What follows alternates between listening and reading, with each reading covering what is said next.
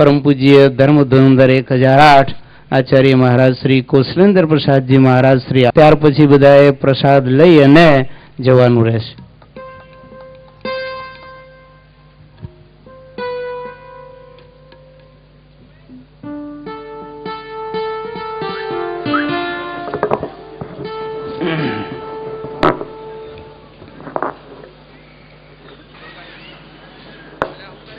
पर्वतभाई પોતાના ખેતરમાં હળ હાંકતા હતા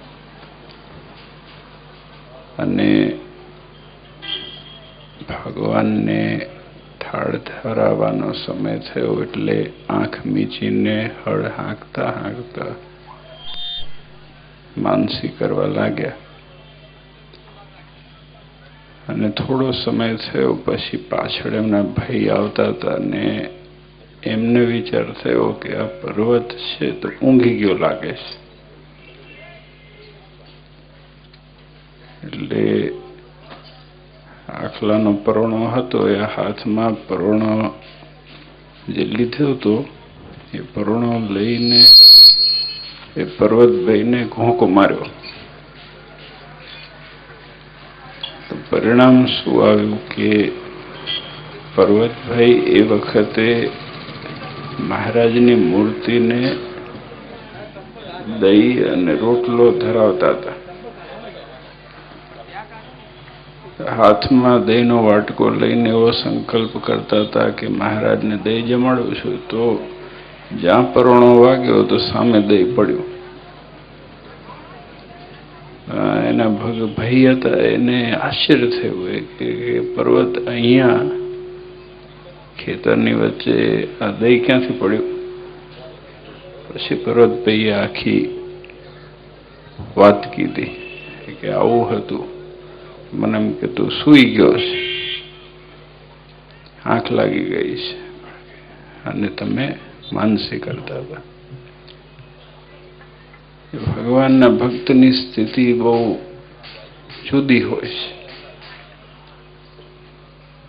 જગતના જીવની સ્થિતિ જુદી હોય અને ભગવાનના ભક્તની સ્થિતિ બહુ જુદી હોય છે। જગતનો જીવ જો કોઈ પરોણો મારે તો સામે પરોણો મારે, માનસી તો બાજુ મારે। તો આપણે ખાસ એટલું યાદ રાખવાનું કે આપણે કઈ પરંપરામાંથી આવ્યા છીએ, કેવા કેવા ભગવાનના ભક્ત થઈ ગયા અને ખાસ કરીને એટલા માટે આ કથા વાર્તા સાંભળીએ છીએ। કથા વાર્તા શેના માટે હોય છે? કથા વાર્તા એટલા માટે કે એ ચરિત્ર સાંભળીને આપણે વિચારવાનું કે આપણે ક્યાં ઊભા છીએ। લગભગ કથાના શ્રોતા હોય ને તો એ બીજાને ટોપી પહેરાવતા હોય, ફિટ કરે, જો કે સ્વામી આમ કે આટલું નથી કરતા, પેલો એટલું નથી કરતો। મહારાજે તો કીધું કે કોઈને જોવાની જરૂર નથી, પોતાની જાતને જુઓ। એનો કોની ગતિ આગળ થાય છે, કોની પ્રગતિ થાય છે, સૂક્ષ્મ વાતો છે, સમજવા જેવી વાતો છે। આપણે બધા પ્રગતિ કરવા માટે દોડીએ છીએ, એટલા માટે મંદિર જઈએ છીએ, એટલા માટે ભગવાનનું ભજન કરીએ છીએ, એટલા માટે જ કરીએ છીએ ને।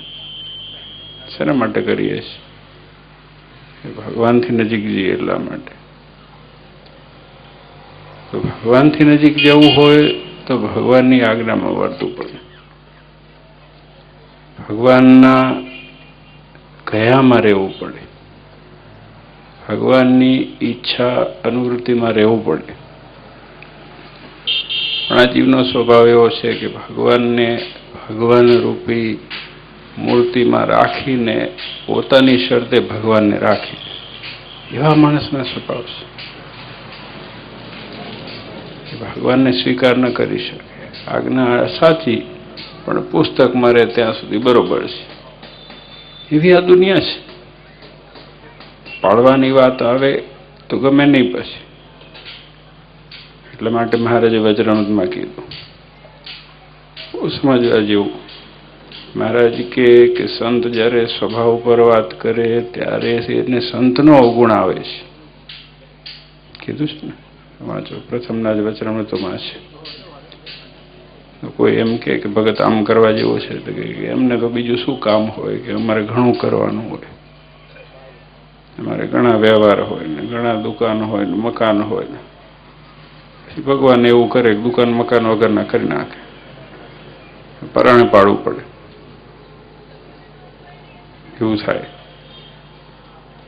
તો મહારાજે શું કીધું કે જ્યારે સંત સ્વભાવ ઉપર વાત કરે ત્યારે એને પોતાના સ્વભાવ ન દેખાય ને સંતનો અવગુણ આવે. પોતાનો ન દેખાય પછી બીજાનો અવગુણે આવે.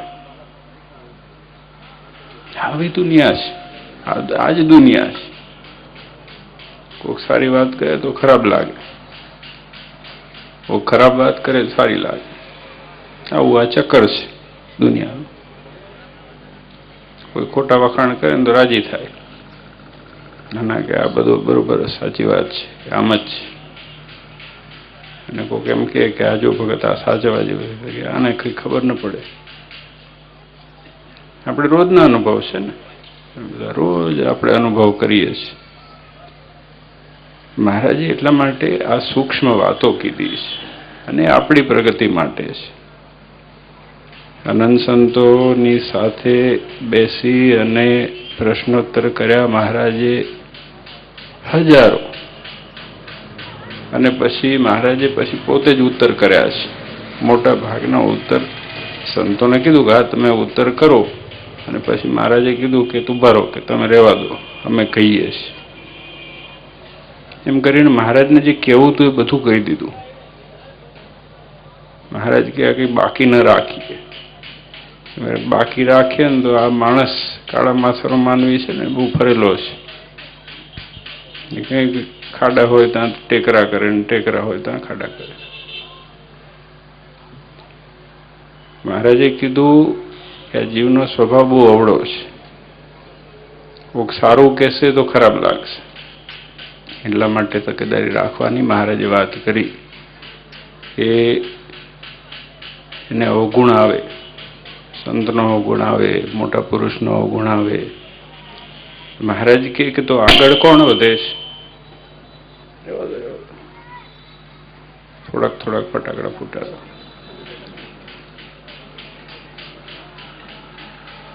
આયુષ્ય હોય એટલું રહે ને પછી એનું ટાણું હોય છે. જો એક બંધ થાય બીજું શરૂ થાય.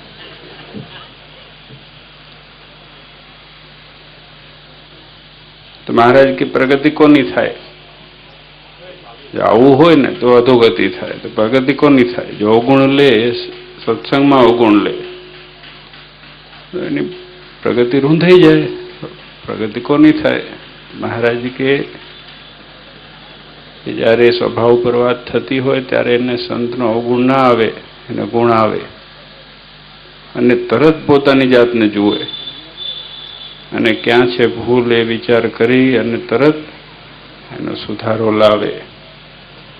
એની કાયમ જીવનમાં, સત્સંગમાં, ભગવાનના ભજનમાં ઉર્ધ્વગતિ થાય છે. અને આપણે એ કરવાનું છે. એના માટે પાટોત્સવ હોય છે, એના માટે કથા વાર્તા હોય છે, એના માટે માળા ફેરવીએ છીએ, એના માટે ભજન કરીએ છીએ, ભક્તિ કરીએ છીએ. આ બધું છે ને ભગવાનથી નજીક આવવા માટે કરીએ છીએ. એટલે ભગવાનને કાયમ રાખવા. જો અગત્યની વસ્તુ એ છે, ભગવાનની સાથે યોગ કાયમ રાખો. ભગવાનની સાથેનું અનુસંધાન, જોડાણ કાયમ રહે એનું આપણે ખટકો રાખવાનો. કાયમ કહું છું, આપણે આપણા વ્યવહાર મૂકતા નથી. એ બેસતા વરસે ને આડે દિવસે ને અવડે દિવસે જ્યારે ને ત્યારે પોતાના વ્યવહારના, સગાના, સંબંધીને બોલાવીએ કે જઈએ. ન ઓળખતા હોય કે મારા ફલાણા કાકાના ફલાણા ફલાણાના ફલાણા થાય છે, એવી ઓળખાણ કાઢીને જાય. અમે એક ગામમાં ગયા હતા, એક સાઉથ ઈસ્ટ એશિયામાં, સિંગાપોર હતું કે હોંગકોંગમાં કે કંઈ ખબર નહીં. તો પૂછ્યું કે ભગત તમે ક્યાંના? તો કે ફલાણા ગામની અંદર ફલાણા ભાઈ છે ને એનું એટલું લાંબુ કર્યું. મેં કે જવા દે, તું મને કહીશ. રાખીએ છે ને, કેટલું બધું આપણે રાખીએ છીએ. અમારે આ થાય ને એના પાછા આ થાય ને એના પાછા આ થાય ને એના આ થાય ને, અને પાછું એનું ગણિત હોય. પાછા લગ્ન થાય કે કંઈક ઉત્સવ થાય કે કંઈક પ્રસંગ થાય તો પાછા એને બોલાવીએ, અને રહી જાય તો પાછી બીજી મોકાણ થાય. એ ફલાણાના સગાના સગાના સગા દ્વારા પાછું આવે એ પાર્સલ પાછું. આવું છે. તો આ બધું તાજું રાખવું પડે છે. ને કેટલું તાજું રાખવું પડે. લિસ્ટ કરે બધું, એક પછી એક પછી એક પ્રસંગ કરવો હોય તો એટલા માટે કે એ સંબંધ છે જળવાઈ રહે એના માટે. કોઈ દિવસ કામ પડશે એવું નથી, કોઈ દિવસ કામ લાગશે એવું નથી, અને કામ લાગતાય નથી. હકીકતમાં પોણા ભાગના સગાઓ તો એવા જોયા છે કે દુશ્મનની જ જરૂર ન પડે. હકીકત છે, તમારા બધાનો અનુભવ હશે, એટલે જ તાલીઓ પાડો છો. તો આ દુનિયા છે, આ જ શીખવાનું. આ શાસ્ત્રમાં લખ્યું છે. આ સ્વામી રોજ ગાય છે, લો મારું મારું કરીને ધન મેળવ્યું ને એમાં તારા સગા નથી ને તારો કોઈ બાપ નથી ને તારો ભાઈ નથી ને તારો કાકો નથી ને તારા માસી નથી ને તોય આ બધું કરીએ છીએ ને. આ જાણવાનું છે. એટલે સંબંધ તોડી ના નાખતા મહેરબાની કરીને, અમારા ઉપર આવશે પાછું મેન્ટેનન્સ, પણ જાણી રાખવાનું છે. એટલા માટે આપણા શાસ્ત્રમાં લખ્યું કે વૈરાગની ચટકી છે ને કાયમ જીવતી રાખવી અંદર, કે આ જગતમાં કંઈ કામ લાગતું નથી. કામ શું લાગે છે? ભગવાન કામ લાગે છે. ભગવાનની સાથેનો સંબંધ કામ લાગે છે. ભગવાનની સાથે અનુસંધાન કામ લાગે છે. આપણા ઘરે ભગવાન હોય, ભગવાનની મૂર્તિ હોય, એમાં સાક્ષાત ભગવાન બિરાજમાન છે એ જાણીને માનીને આપણે પૂજા કરીએ. આપણા દીકરા હોય દીકરી હોય એને પણ એની ઓળખાણ કરાવીએ. ઘરનું વાતાવરણ એ પણ મંદિર જેવું થાય. ઘરની અંદર ભગવાનનો વાસ થાય. ઘરમાં બધાએ રહેતા હોય પણ ભગવાન ન રહેતા હોય તો બધાને રાખે. ઘર દેખાડવા લઈ જઈએ કે આ જો નવું ઘર બનાવ્યું, પછી આને બોલાવવાનું, વાસ્તુ કર્યું, ફલાણાને કર્યું. ભગવાનને કાયમ વિનંતી કરવી કે અમારા ઘરમાં કાયમ રહેજો. જેમ મંદિર છે ભગવાનનું સ્થાન છે, એમ ઘર છે ભગવાનનું સ્થાન છે. જો ભગવાન રહેશે તો આપણો પરિવાર સુખી રહેશે. ભગવાન રહે ત્યાં સંસ્કાર રહે. સંસ્કાર એમને એમ ન ટકે, સ્કૂલમાં ન મળે. ભગવાન હોય ત્યાં સંસ્કાર હોય.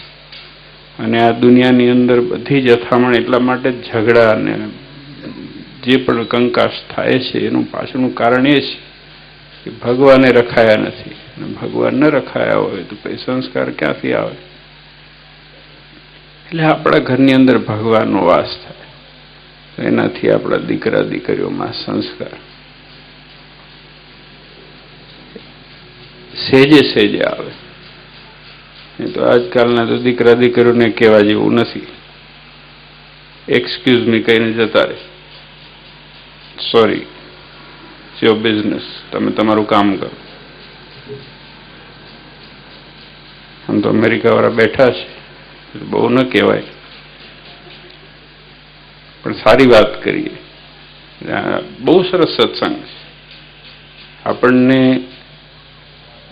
ખૂબ ગર્વ થાય એવા સત્સંગીઓ છે. ઘણી જગ્યાએ એવું હોય કે આપણે મળ્યું હોય ને બાજુમાં એનો મહિમા ન હોય, પણ દૂર જાય તો એને એમ થાય કે ઓહ કેટલું બધું. યુવાનોએ ખૂબ ખૂબ સત્સંગ રાખેલો છે. પણ અમે જ્યારે પહેલા જતા હતા ને,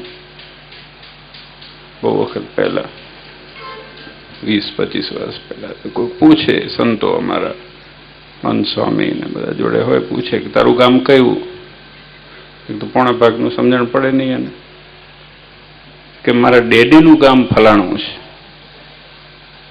એનું તો ગામ છે જ નહીં. મારા ડેડીનો સત્સંગ છે, તારો નથી. આવું થઈ જાય.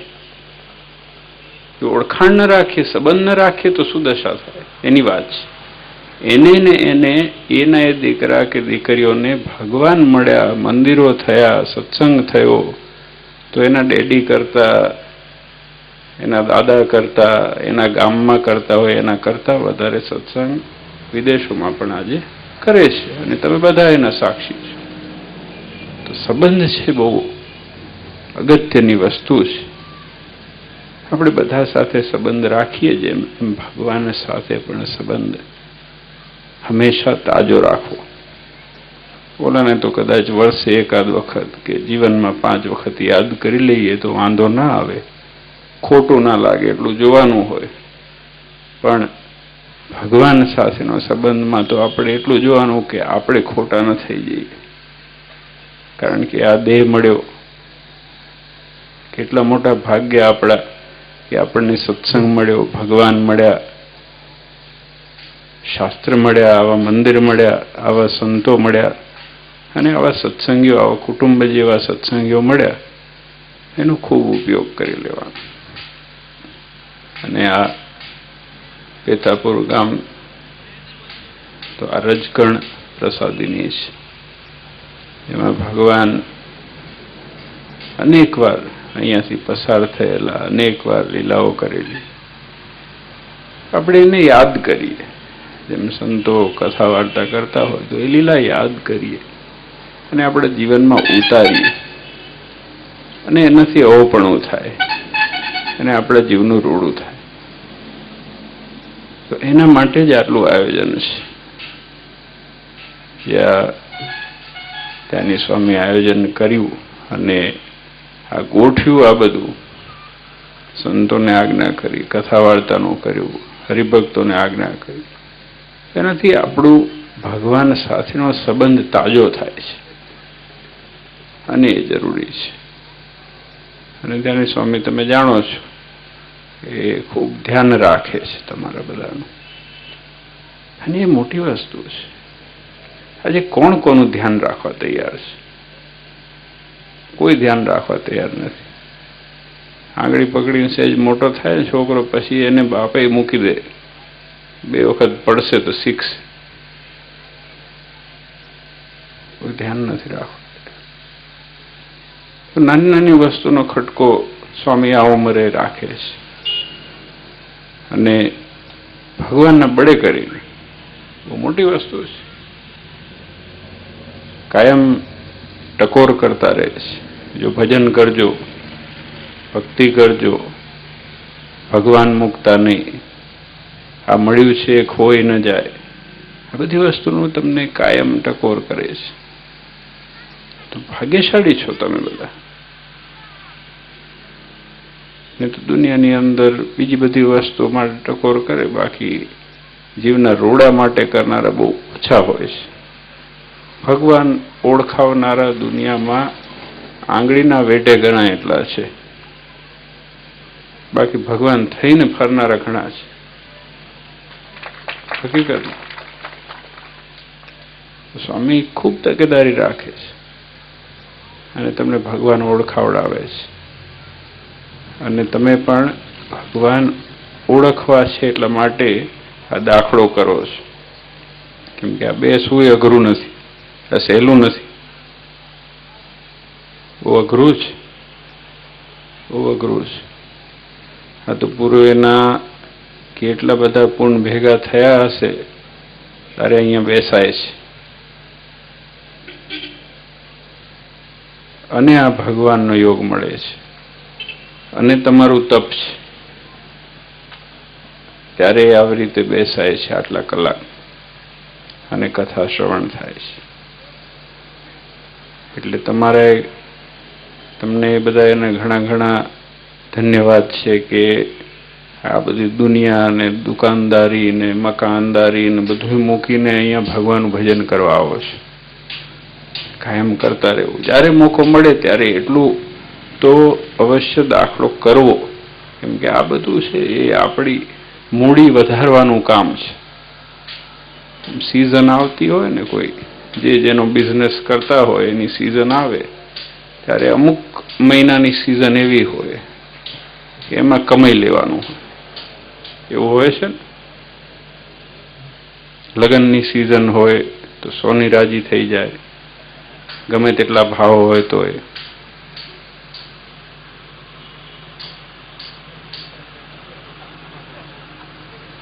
એવું હશે.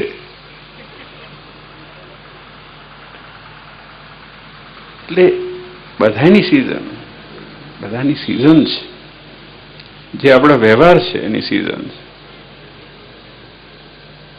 તો એ પ્રમાણે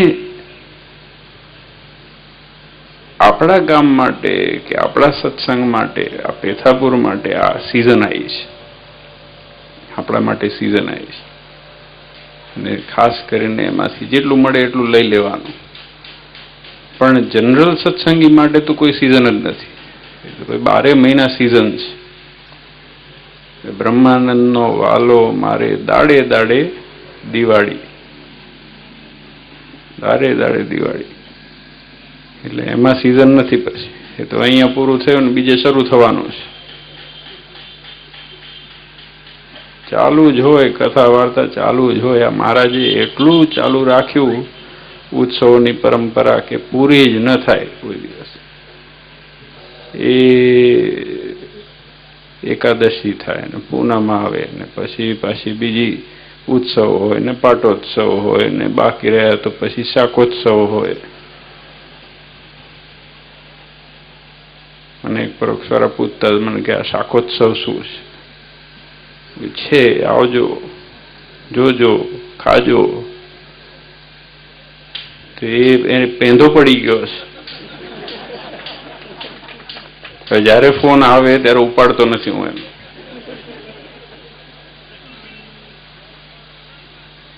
તમારે સ્વામિનારાયણ વાળા કે પાકા બહુ કેવું પડે. માણસ ખેંચતા તો એને જ આવડે છે. હકીકત છે.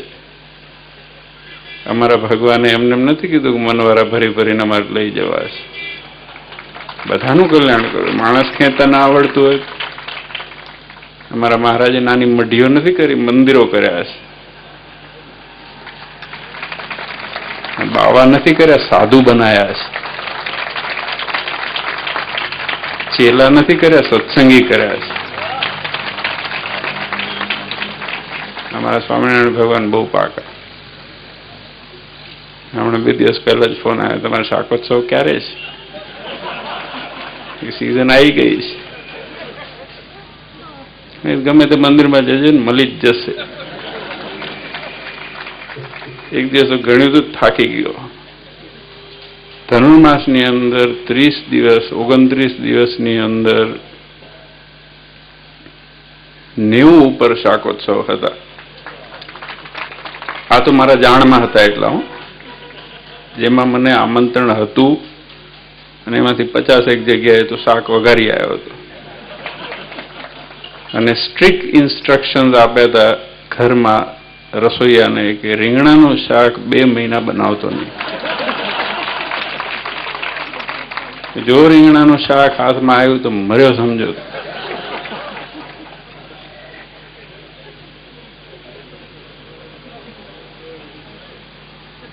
ભગવાને કેવી રીલમછીલ કરી છે. આ તો હસતા હસતાની વાત કરું છું, પણ હકીકતમાં તમે ભગવાનનો પ્રસાદ શાકોત્સવ તો બાનું જ છે, બાકી લાડવાય મળે છે, આખું બાણું મળે. અને જમતા જમતા તમને ધામમાં કોણ લઈ જાય તો મારી નાખે છે. દુનિયાની અંદર તો ભૂખ્યા ઊંધે માથે કરે ને સીધે માથે કરે ને આડા કરે ને અવળા કરે ને ચાંદ્રાયણ કરાવે ને ભૂખ્યા મારી નાખે. અમારા સ્વામી સભામાં બેઠા હોય તો 3 વખત જ્યુસ મોકલાવે. જે ભૂલેથી ના પીધું હોય પોતે ઉભા થઈને આવે. મેં કીધું સ્વામી એક તો વ્યવસ્થા તમે કરો છો, પણ બીજું રસ્તામાંથી ઉભા થઈને જવાય એવું તો છે નહીં. કે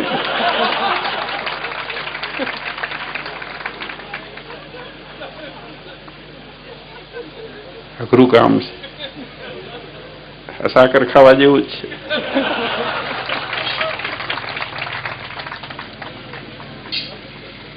તો આ સત્સંગમાં છે ને બહુ સુખ છે હકીકતમાં. અમે તો સંતોની સાથે બેઠા હોઈએ, જ્યારે વાત થતી હોય, હરિભક્તો સાથે બેઠા હોઈએ, ત્યારે કાયમ કહું છું કે આ મૂર્ખાઓ જે હોય ને એને એવું લાગે કે સત્સંગમાં આમ છે ને સત્સંગમાં તેમ. બાકી સત્સંગમાં ભગવાન મળ્યા પછી જે સુખ છે એવું સુખ તો જગતમાં ક્યાંય નથી.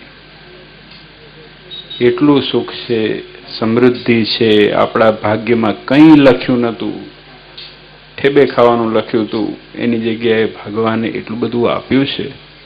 બસ આપણે ભગવાનના થઈને રહેવાનું છે, બસ એટલું કરવાનું છે. ભગવાનના થઈને રહીએ તો ભગવાન આપણું બધું પરિપૂર્ણ કરે છે. હજી સંકલ્પ મનમાં થયો ના હોય ને ભગવાન જાણીને સંકલ્પ પૂરો કરે છે. ભગવાનના થઈને રહીએ. આવો સત્સંગ છે. ખૂબ આનંદ થયો. અને ખાસ કરીને આ આજે સુંદર અભિષેક થયો અને પિતાપુર ગામની અંદર આવ્યા. ઘણા સમય આવવાનું થયું. તમને બધાને મળીને ખૂબ આનંદ થયો. અને સ્વામી જેમ આજ્ઞા કરે એ પ્રમાણે વર્તજો, રહેજો અને ખાસ ખટકો રાખી અને ભગવાનના થઈને રહો. ભગવાન તમારા નાના મોટા દરેક મનોરથ પરિપૂર્ણ કરે એ જ નરનાણદેવના ચરણોમાં પ્રાર્થના. ભલે બીજું બધું ભગવાનને ભૂલશો નહીં, કરો બીજું ઘણું બધું, પૂજા કરવી ભૂલશો નહીં. દુશ્મન છે સગા બધા, છે અમે છીએ અમે સાચા સગા. તો આવા મહારાજશ્રીએ આપણને રૂડા આશીર્વચન પાઠવ્યા. હવે આપણા વચ્ચેથી વિદાય લેશે. બધા સત્સંગને નમ્ર વિનંતી, અહીંયા બેસી રહે. કલાકાર મિત્રો ધૂન ગાશે, કોઈ ઉભા થવાનું નથી. મહારાજ શ્રીથી વિદાય લે.